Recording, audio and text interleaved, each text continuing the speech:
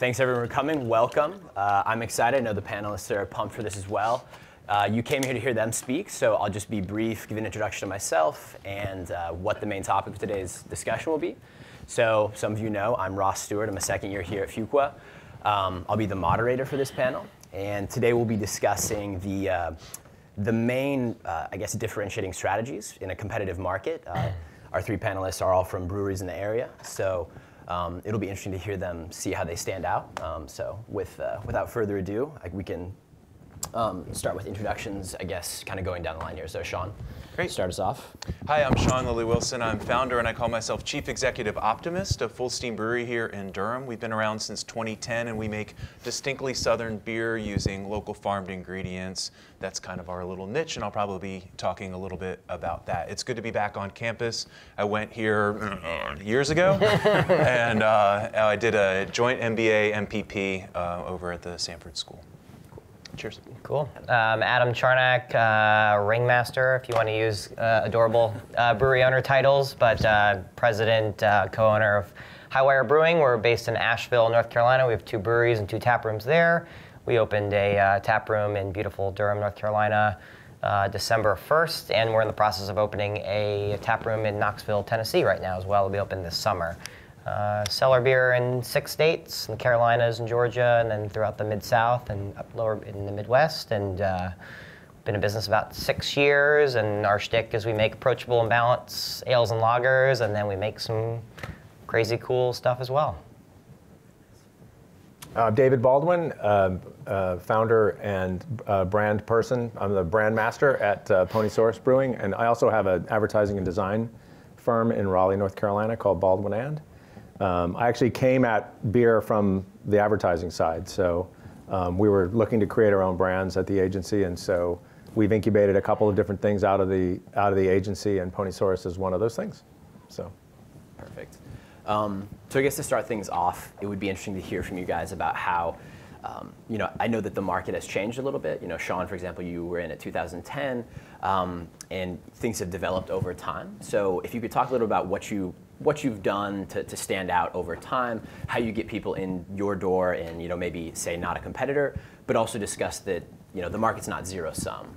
Could we start with you and then kind of just go down the line again and talk about, what you do to stand out?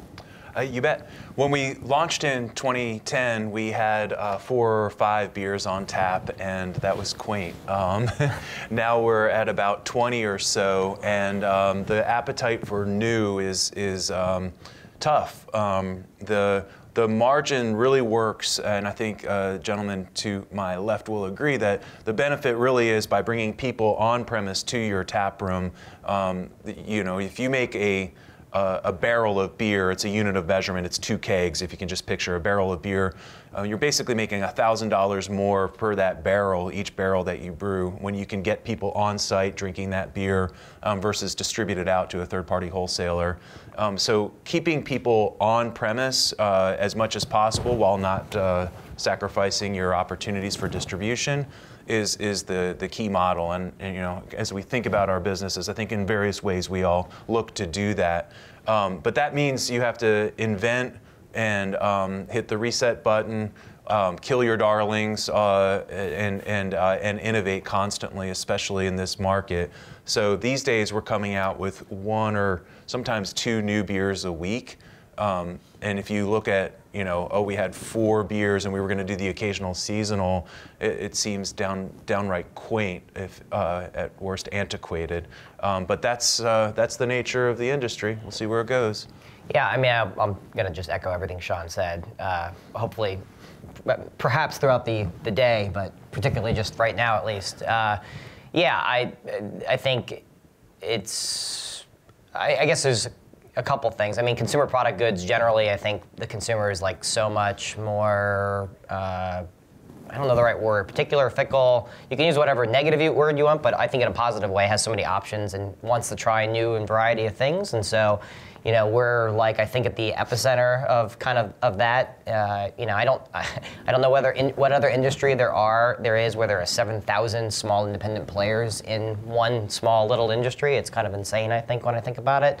Imagine there being 7,000 different potato chip companies. Like, it doesn't exist, So So competition's intense, and I think ways to stand out you need to figure out a way to stand out.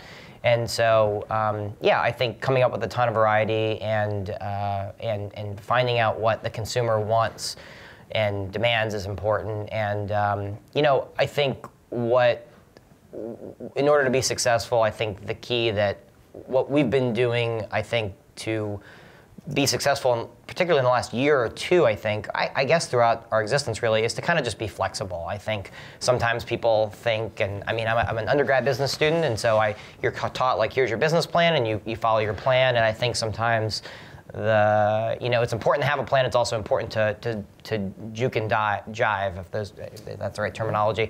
Juke and jive and kind of adjust your plan if and when needed. Just kind of echoing what Sean said, if you told me 5.5 years ago when we started that we'd have 50 beers that we're going to put into a can in any given year, I probably would have lost my mind and ran away. I don't know. I mean, we started with 4 simple beers and a seasonal program, and now, we have 25 beers on tap, but it's not enough. I literally read a Yelp review the other day of people complaining that we didn't have a beer they wanted, and it's like, how, I mean, believe me, it's not for lack of trying. So, I think if I could sum up the entire point is being able to kind of roll with the punches and adjust your business strategy based on what consumers want, what your competitors are doing, and fortunately, there's still growth within the industry if you're putting out a good product, and you're able to kind of be flexible and adapt. So that's encouraging. Mike Tyson said, "Everyone has a plan until they get punched in the face." So we very much focus on our mission. We're very, very focused on why we exist and what we're doing. We have a lot of the same issues, obviously, that you guys do, but I think we're also way smaller, and I think probably have less at stake to make mistakes maybe than you guys do right now, because we're making a lot of mistakes, and we've made a lot of mistakes in order to get to where we are right now, which I think has been really good. And I think the bigger we get, I think we did 3,000 barrels last year, so we're much smaller than you guys. But our ambitions are to not be a 3,000 barrel brewery. It's to be much bigger than that and to go into other states. And so we're able to self-distribute, and we're able to do all these things right now where we can maintain our margin. And as Sean said, the name of the game is maximizing your tap room at our size as well. So we have a lot of challenges of, Highwire moved in around the block from us. So, and we don't really know how that's going to affect us because we're very seasonal because we have a lot of outdoor space. So in the wintertime, our numbers are not great. And so our numbers have not been great, more so this year because of the weather. So we actually don't know what's going to happen over the next few months. It's going to be interesting to see what your presence does to us. We don't know. But what I will say is I don't see this as zero sum at all right now. I feel like there's enough consumption right now to capacity to where I remember when we had our grand opening at Ponysaurus, we had 4,000 people came that day, and I heard anecdotally a bunch of times that Fullsteam was really hopping. Because I was asking people, how's Fullsteam doing? They're like, it's really hopping right now. And we had 4,000 people. It was insane at our brewery. And so I have found so far, as long as the bubble doesn't burst, the bubble's still expanding. So I think that's been pretty good. I think that's a good lead into talking a little bit more about the Durham market. I guess this time we kind of start with David. If you could talk a little bit about what makes Durham unique, kind of a positive. I would imagine a lot of young people that want to drink beer, and then maybe some challenges, naturally kind of the competition in that. But if you could, yeah, sure. Expand. There's as far as craft beer consumption goes, we have a high concentration of creative class who can afford to go out and drop $5 to $10 on a beer. And so I think as long as that's happening, we're in pretty good shape. I think there's an appreciation and a hipster valence to the people that live in Durham that want to have craft beer and the breweries that are here. There's a lot of really great operations here doing really cool things. We could not be more different, I think, than each other in a lot of ways, like of what we offer. Like we have an outdoor offering that you guys don't have. You guys have, I think, like such a cool, like you've got music and you're getting food and you're getting all these cool things. You guys have this gigantic tap room that just offers stuff we can't do. So I feel like there's a lot of variety, which is good. And I feel like, again, like for us, we just want to stick to our mission and get the people in who we think we're going to get in. So I find Durham to be very encouraging still. Yeah. And Adam, you recently kind of entered, or relatively recently entered the Durham market. So I mean, if you had any thoughts on that? Or... Yeah. People may or may not be familiar with that, but I mentioned earlier we opened here in December. It was our first time opening a tap room outside of Asheville, where we're from, and I think what we've tried to do with our brand is, I promise I will answer the question in like 10 seconds, but what we've tried to do with our brand is kind of bring that lighthearted, fun, creative, artistic part of Asheville to the world, I guess, with our brand of High Wire Brewing, of this kind of circus branded brewery. And Durham is a market that we've been selling in. It's basically the first market we distributed to outside of Western North Carolina. And so we've been selling beer here since basically we started, or 6 months in, or whatever. So it's been, nearly 5 years since we've been selling beer here, and people like our brand here. It's been doing well. And so when we started kind of thinking about different ways of growing, and a tap room opportunity kind of presented itself, Durham was a natural fit. Both for us, because we have been selling beer here, like I said, for a while, and we had some brand recognition, and our brand's been doing well here, but also because, there are so many positives in the area. The Triangle generally has a lot of things that I wish we had in Asheville. There's a lot of people, there's a lot of disposable income, there's a lot of college-educated people. The demographics are great, and then Durham particularly is, I feel, is sort of a sister city almost in some ways to Asheville. Maybe some of you guys have been to Asheville, but there's a lot of similar characteristics of kind of there being, arts community and design community is like perfectly exemplified with these two guys who work in that industry and have that background. But there's a lot of artists, a lot of makers, a lot of creators, a lot of creative people here. And so it's a pretty similar vibe. So, I think, to answer your question about Durham, what attracts us is we can stand out here in a way where our brand is respected and appreciated, and people like arts and crafts things. But then also, the demographics are awesome. For someone like us, where we're, people always say, oh, Asheville's great, you've got all these tourists coming in. It's like, well, that's great, but look at the tap room on a Tuesday night. Like, it's pretty quiet. We don't have that many people who live in Asheville. So to be able to share our vision and our flavor of business in a community that has, a couple million people in the metro area, that's growing, that has college-educated people and people with disposable income. It's awesome. It's like, makes me think like, we should have done this. We should have expanded to a market like this sooner, because it kind of helps validate for us what we've been doing, I think, by being in a bigger market and seeing some successes. So, yeah. I moved to Durham in 1992. And it was, in some ways, still is the redheaded stepchild of the Triangle. It's a gritty, kind of progressive, a little bit in your face type city. Less so now, but I think that's what makes it wonderful, and it attracts people who are also recognize that it's not tourist driven, it's not geographically distinct. So the people that choose to live here for reasons other than the obvious beauty, but the beauty of the people and its diversity and its spirit of Southern progress. And that's what we're trying to reflect at Fullsteam. When we opened in 2010, our space was a lot less diverse than it is now, because frankly, I think we were in a bit of a no man's land in this area. If you've been to Fullsteam, actually I just posted on Facebook not too long ago a picture of what the neighborhood looked like when we first opened, and or prior to that, and it was pretty barren.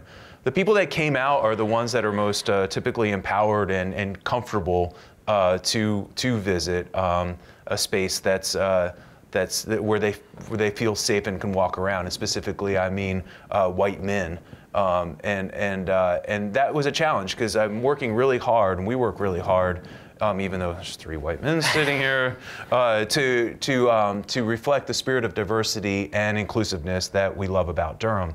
And over time, as the area's just gotten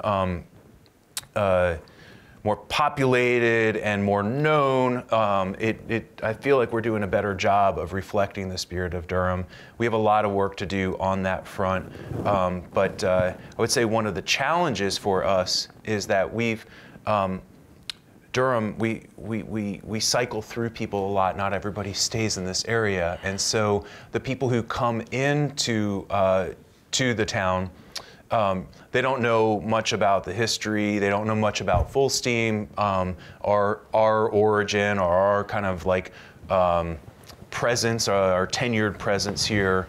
And I'll probably talk about this later, but my joke is that there's not really a joke, it's a truism. There's no resting on laurels because there are no laurels. There's like no one cares that we've been around since 2010. And we get that, but that's a challenge in a transient market. Perfect. I think it would be also interesting to talk a little bit about how things have changed over time with the consumer. I think people in the audience can sympathize with the idea that craft beer used to be kind of a really unique, novel thing, and now it's almost you go to a bar and it's kind of the only thing. So, how that has affected business over time, just speaking to, how you target consumers, because the craft beer drinker isn't just the guy with a 2-foot-long beard and, skinny jeans, right? So, I guess this time, out of fairness, Adam, do you want to kick that off? Sure, no, I think it's great. I think that's part of, I was kind of commiserating with these guys a little bit before you came in here, is like we've gotten some like negative Yelp reviews, and sorry for like some real talk, I guess, but like about our space, because we have a lot of kids that come and family. I'm like honored that families are proud to happy and safe to bring their kids to our space. We've got a lot of things for them to do. And it's like politics in 2019 where you can't be in the middle. You're either like opposed or love something. So there's the pro-kid side and the pro-adult side. And I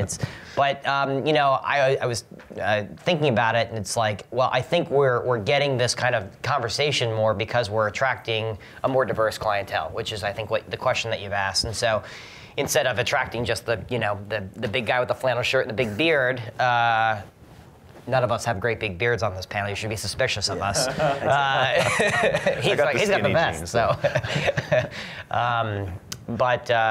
instead of just attracting that person, we're attracting moms, dads, suburbanites, urbanites, country people. So that's exciting. It's, instead of the average, I think the average taproom consumer is usually this person who's been to 2 or 3, 4 or 5 taprooms a year and kind of is used to going to different breweries. And so if we're getting a consumer who maybe is their first time going to a taproom and they have a different reaction to their experience, I've got to take that with a grain of salt, because that's a new consumer for us that, maybe it's a culture shock for them to come into a taproom and see a lot of kids or a lot of dogs or be really busy or be, I don't know, whatever. So, not to get you into my Yelp review rant or soapbox or whatever, but anyway, it's kind of an interesting anecdote, I think, to kind of describe that our market and our demographics and who we're reaching out to and appealing to is expanding. So I think I had another point, I can't quite remember it, but I think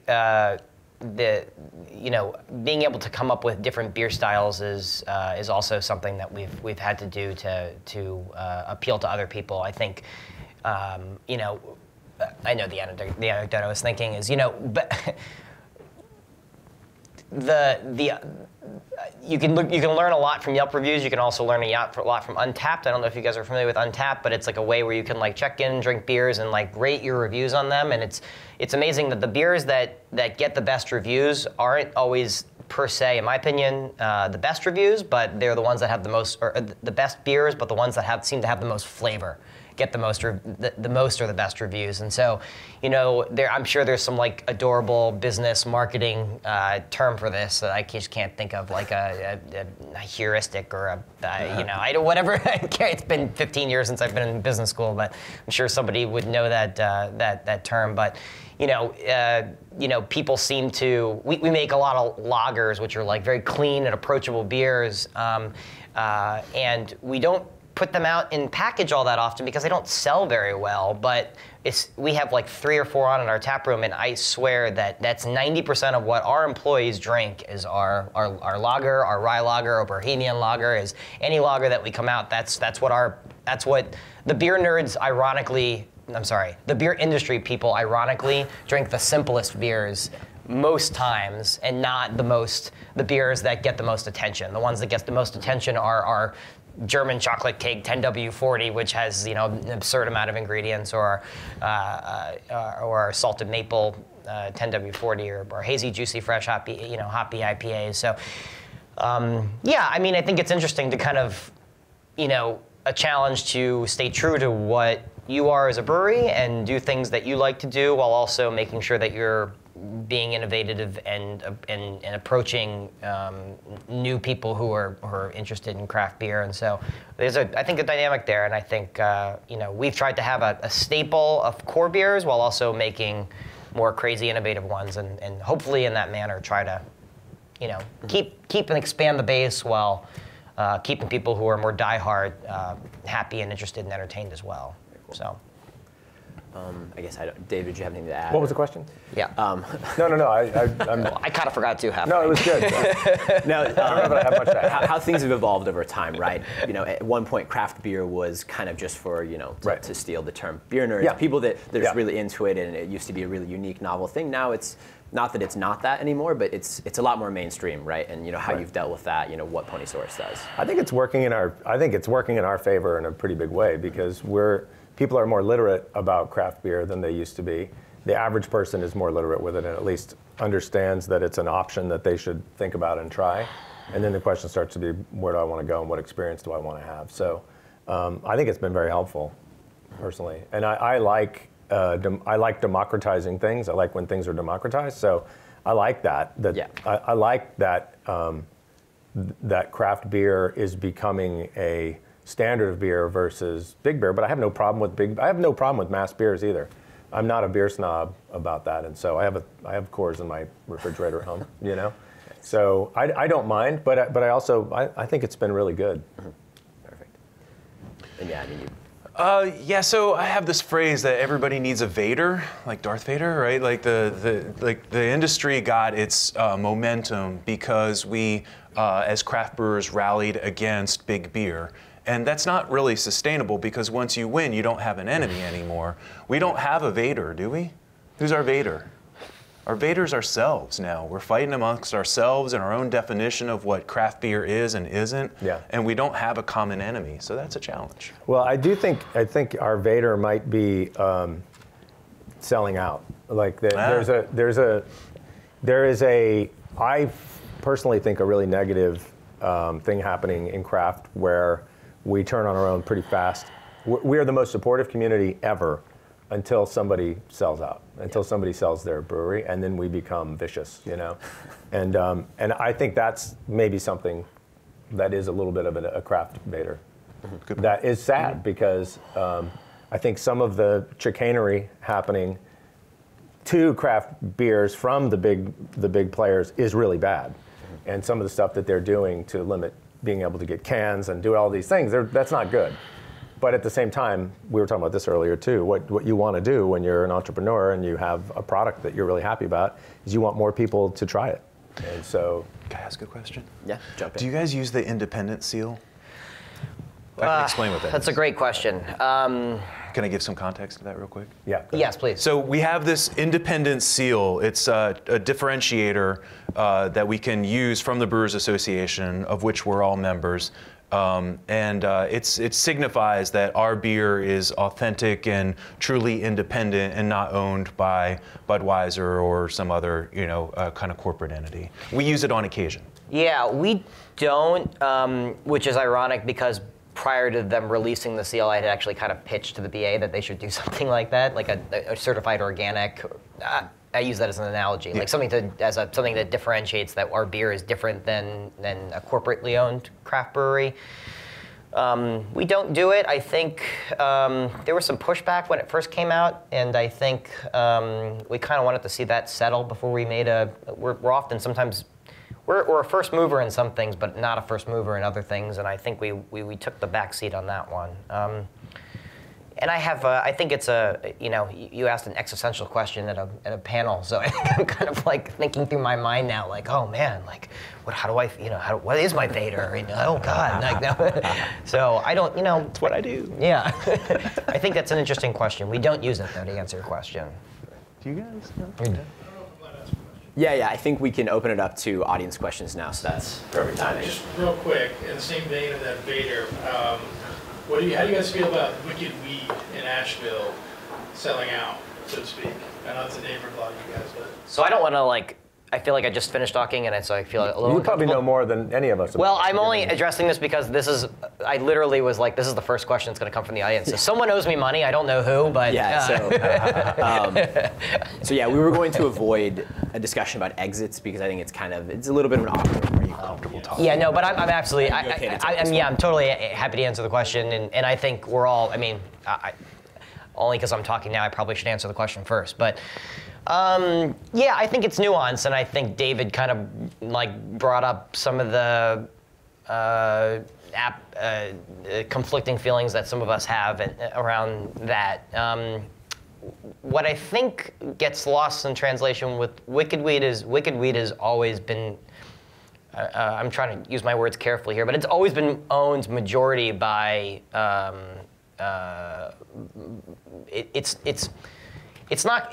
I think Wicked Weed kind of put out this image of being a very hardcore craft-oriented brewery, and they are, but they come from a different. I don't know how to say this the right way. They come from a sort of a different cloth than I think most craft breweries come from. A lot of craft breweries are pretty bootstrappy or come from a maker culture or. Just don't have a lot of a huge background in very deeply ingrained industry experience.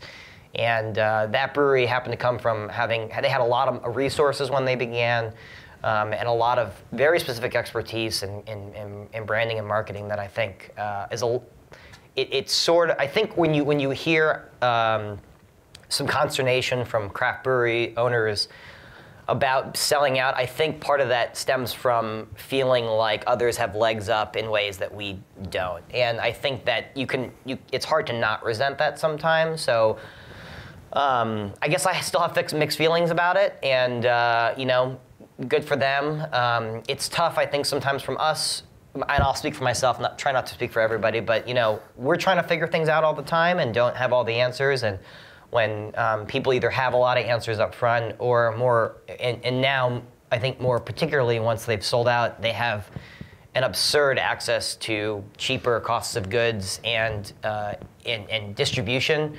It just feels like people are cheating, and it's we live in our society like feigns, I think, sometimes to value the free market and open capitalism, and everyone has an equal shot. And when you go to look at how your beer's doing in Harris Teeter or in 7 states away, and Wicked Weed shows up on the shelf with 4 placements and a Kroger in Ohio, and it's like, dude, I've been talking to Kroger for 6 years, and I'm scraping by to get whatever I'm getting, and that's frustrating. And so just real talk, it's hard to not resent some of that, and so.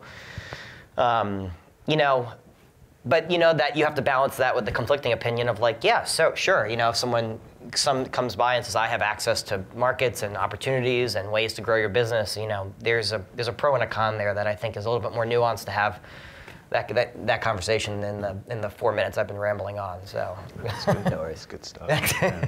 Did you guys want to chime in on that, or should we? I think that's very well said. Yeah, it was well said. I'm exhausted, so. No, I mean, it's heartfelt, and this is a cool opportunity for us, too, because, I've never heard Adam talk about that, and that's his home, that's his start, and you're... It's bubble water, not beer. Everything goes, so it's fine. In various ways, we all have things on our line. For me, when I started Fullsteam, I was delivering kegs in the same car that I was driving to school here, a 96 Toyota Corolla wagon, and it's my house is still on the line, and it's tough, it's exciting, but it's the opportunity and the need is for people, for you to care, to know and to care and to say, yeah, I want to really support this company for what they stand for. And so the challenge, the onus is on us to double down on our mission, our differentiation, why we exist, because we have a window of opportunity. But the challenge is really tough when you just don't see our products in the market as much, because literally they Anheuser-Busch or corporate-owned craft brands can have that layer, that veneer of craft, and just elbow their way out of the market.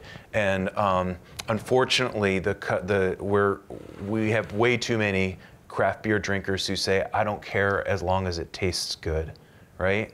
And that's the death knell for businesses like us. I do think it's a lot to expect people to not say that, though. And but that's why the onus is on us. We have to do a better job. And I think that's exactly right. Like that's why I will always go back to focusing on ourselves and focusing on our mission and what we're up to. And as you know, that's why I don't. We had this conversation earlier. I didn't get that upset about the Wicked Weed thing. I just sort of raised an eyebrow. I don't know. I just try to assume the best about everybody and go, well, somebody offered that dude $30 million or whatever it is personally. He made some huge check, and I'm not going to judge him for taking that money. That said, is that a decision I would make? I don't know until someone hands me that check. So, I just know what we're interested in and what we're trying to do. Perfect. Yeah, sure. Can you guys talk a little bit about how you think about your brand? So you all sort of make different beers, but being relatively small businesses, how do you make decisions of where your brands need to be and make sure that the brand awareness is strong for your individual breweries? Can somebody else talk before me this time? Well, you're the branding guy. Well, you are as well. Again, we have a brand framework that we work with. It's basically an ism, and it's this list of all the things we believe and what we do, and we're always very slavishly focused to it unless you need to make some tactical decision around it. But again, what we're always trying to do, don't be mean to people, is a really great example of that, of something happening in the marketplace and that then tests our belief, which is we don't just make beer, we build community. Well, when HB2 happened, we had to make some decisions about what was our reaction going to be. And I was telling these guys I made a horrible decision, and I posted something on Facebook with our dino pony flipping off the legislature, and I wrote something about the troglodytes and and I immediately felt bad about it, and I think my partner Nick called and was like, what are you doing? Like, take that down. But we ended up, what came out of that was don't be mean to people, which was, I think, a really positive reaction as a brand from us, but it was also completely in step with what we believe, and we have this little roadmap that we use all the time that helps us make decisions, and it just makes making decisions easier. So. Yeah, I'll jump in and just say our brand is an outgrowth of our core values. So we take our core values very seriously, and we build our brand around that. And that's really just an echoing of what David said. And then just for fun, like from a how did we build the logo, right? Like the backwards F logo, the intent was to just have something that was simple and iconic, so that if you saw it behind a bar, you wouldn't have to squint and see. You'd see that big chunky F, and so we build that kind of recognition almost around a tactical experience of like seeing a bunch of tap handles and how do you stand out, how do you make an imprint. So the foundation of the brand is the backwards F, which in Fullsteam has its own kind of complicated but simple to me meaning of like what Fullsteam means, but all that's driven by our values of optimism, quiet confidence, truth and beauty, these things that are core values for us. Yeah, if I had to answer the question, it would be literally a perfect mesh of what these two guys just said. I think is trying to explain who you are very simply and how you differentiate yourself in a tap handle, make it very clear and easy to read, and the same thing with a can design, but also make it beautiful and have some good artwork there that I think expresses who you are, that you're creative and hand-drawn and you take care of things and you take pride in your craft. And And then also, yeah, I don't think we take as diligent an approach as these guys probably do, just coming from a marketing background where they have to understand exactly what their core values are and make sure that you see it on a wall and live to that every day, which I think is something I admire. I think we all, in our brand, we have just kind of a general sense of what our core values are. And we've spoken to them and we've posted them, but I think it's more of just like we know who we are and what we do, and everyone kind of understands more or less like the direction that the ship is sailing, and I think that that's embodied in our brand and speaking to who we are. Yeah. I think we have time for one more. I think I saw Ben. Yeah, so it's sort of a type question, but I'm just wondering how much of your time is dedicated to trying to grow like off-premise sales, and what the challenges are surrounding that, kind of communicating that brand when it's not you can't communicate the whole thing essentially. That's a good question. You have the most off-premise. I feel like you guys are the most. Sure, yeah, and I'll do a point of order definition here. There's like sort of 3 premises that we'll speak of. Off-premise means grocery store and convenience stores and places where you buy beer to go. On-premise, and I'm going to slightly redefine what Sean defined as on-premise. But on-premise I'll define as bars, restaurants selling to them, so where you pour off a draft handle. You can call those 2 wholesale, and then you can call what we are doing in our tap rooms as own premise or our retail business, just so everybody's clear on when I throw out those terms what I mean. So yeah, we have I think the largest wholesale business of the 3 breweries, and it's not quite Pareto's principle, where you spend 80% of your effort on 20% of your things, and vice versa. You guys hopefully just know what I'm saying when I throw that out there. Also been 15 years since I learned this, so if I'm bastardizing it, excuse me, but you get the idea. You spend a lot of energy on the things that have less return, seemingly, and sometimes less energy on the things that have most return. It's not quite the 80-20 rule for us, but our tap rooms now with Durham and all 3 of our tap rooms, and soon to be with Knoxville, our tap rooms will represent a good portion of our revenue, and we spend way more energy though on the wholesale side of our business. It's in both on the sales side and on the production side. I mean, it's one thing to pour a beer out of a tap, out of a keg, and make sure you get the keg there in your tap room. It's relatively easy compared to enterprise resource planning to have ingredients coming in and brewing batches and timing things and packaging them and making sure all the machines work and all that. So we spend a much more time on that. We also sell in 6 states, so we have 18 wholesalers that we work with, and so shipping is a logistical nightmare, and just getting share of mind with 18 different people is a lot of work. And I think the irony of distribution is you make your most important distribution deal as your first one, and then by the 18th one, you're like, know what you're doing, and you like know how to do it, but it's the 18th most important decision that you've made in that tree of distribution decisions. So,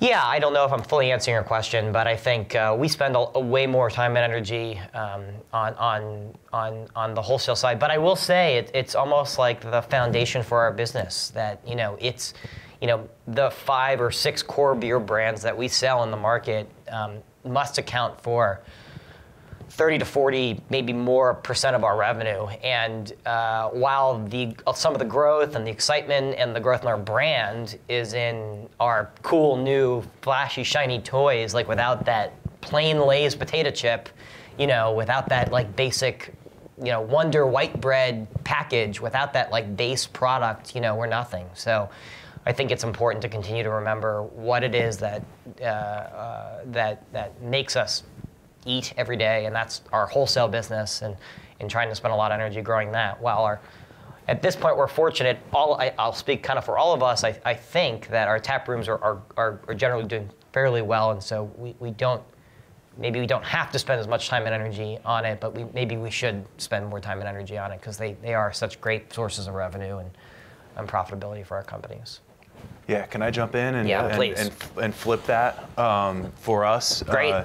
Yeah, we don't spend as much time as we should on the wholesale business because we're let's say a medium-sized of the 3. Like we're at 9,000 barrels, so we're smaller than Highwire but bigger than Ponysaurus. We're still very dependent on our on-premise, and what when we have a bad week, it's dicey, right? And so when we have a bad week in wholesale, it's like, you know, you're waiting 30 days for that check anyway, or whatever. It's not always 30 days, but you know, let me distill this down. We focus a lot of energy on our on-premise, on our own premise, nice, and then our wholesale business, we've actually started kind of softening a little bit, and we're going in a very competitive market. As more and more breweries open, we're pulling back, and you'll see us really focus on our own self-distribution effort to really own the triangle as much as we can, and then make sure that our tavern experience is doing really well. What happens as a result is that your core brands are always in the fridge beers, or year-round beers, are what people know about us in the 4 states that we do distribute to, say outside of the Triangle, South Carolina, Virginia, and Alabama for some reason. And the people that enjoy Fullsteam in those states, they don't really know the Fullsteam that is the Durham Triangle Fullsteam, which is like real small batch, real experimental, playing the hazy game, hazy IPAs, and they just don't see that. So there's the challenge from a brand building standpoint is that there's a bifurcation of your products, because for us, we're not as invested in wholesale. We don't even have a wholesale rep. Like we let him go. He was just too expensive. He was good, but he was too expensive for the return that we got, because in part we're brewing on small size equipment, and because we can just do this and make more money concentrating our efforts. So we have to figure out what our wholesale strategy is, because we're not supporting it as a brand, and because it's taking a different life and definition, and a little bit more staid than our dynamic close to home brand. And I would just say, ask us next year, because we're very much, right now, it's about the tap room and on premise. And we've done a test at Lowe's, and we're in Whole Foods, but not in any sort of highly distributed way. So right now we're focusing on penetration through on-premise. So lesson learned to never speak for other people. I was like, I think I can speak for everybody. Like, no, I think you can't speak for anybody else on I this think you panel. can look at our volumes, and you can look at our volumes and probably guess those answers. So you know. Yeah. But also, it speaks volumes. to like the different business models in the industry and why we're all able to succeed. You sell 3 times as much beer as him, and I sell twice as much beer as you. But our profits may be similar. I don't know, because or we're all commensurate with our employee size, because there's different margins and different ways of doing. 7,000 breweries, 7,000 different attacks to market. What I like to say is we're always changing the tire on a moving car. So Leave it to the ad guy. Damn it. you can use that. Awesome. Well, thank you guys so much for coming. Thank you. If we give them a round Thanks of for the applause. questions. We don't have any Thank more. you for being here. Yeah. Thanks for having us. Thank you.